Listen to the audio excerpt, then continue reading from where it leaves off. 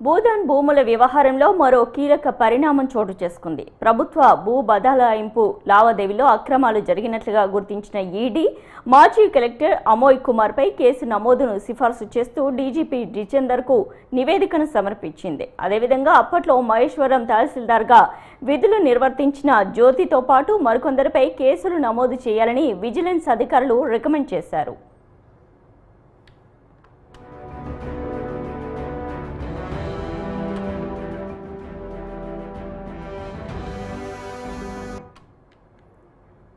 గతంలో రంగారెడ్డి జిల్లా కలెక్టర్గా పనిచేసిన ఐఏఎస్ అమోయ్ కుమార్ 50 ఎకరాల భూదాన్ భూములను అన్యక్రాంతం చేశాడు. విజిలెన్స్ విచారణలో అమోయ్ కుమార్ భాగోతం బయటపడింది. భూమిపై క్రయ విక్రయాలు చేయకుండా ధరణిలో నిషేధిత జాబితాలో పెట్టారు అధికారులు. ఈ వ్యవహారంపై కోర్టుకి చేరడంతో కోర్టు ఆదేశాలతో అప్పటి MRO Jyothi, joint sub registrar EIPL constructions company owner Kondapalli శ్రీధర్పై కేసు నమోదు చేశారు. 2 కేసుల్లో భారీ స్థాయిలో ఆర్థిక లావాదేవీలు జరగడంతో ఈడీ రంగంలోకి దిగింది. విజిలెన్స్ అధికారులు కలెక్టర్తో పాటు అందరినీ విచారించగా అసలు విషయాలు బయటకు వచ్చాయి.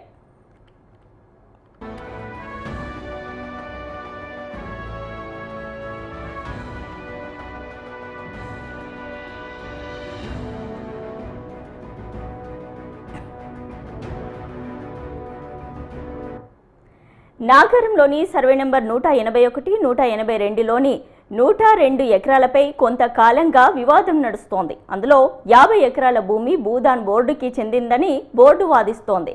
ఈ భూమి జబర్దస్త్ ఖాన్ అనే వ్యక్తి పేరు మీద రిజిస్ట్రేషన్గా ఉంది. తర్వాత ఆయన కొడుకు మాజీ ఖాన్ 50 ఎకరాల ల్యాండ్ను భూదాన్ బోర్డుకి విధానం చేశాడు.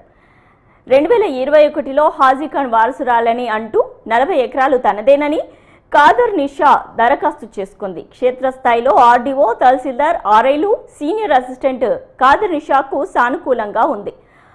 ఆగు మేఘాల మీద ఆమె పేరు మీద భూమి రిజిస్ట్రేషన్ చేశారు. ఆ భూమిని రియల్ ఎస్టేట్ కంపెనీకి అమ్మేశారు.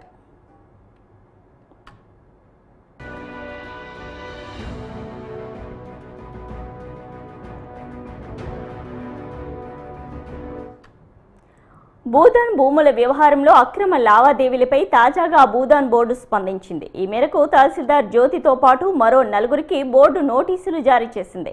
డిసెంబర్ 6న విచారణకు రావాలంటూ అధికారులు పేర్కొన్నారు.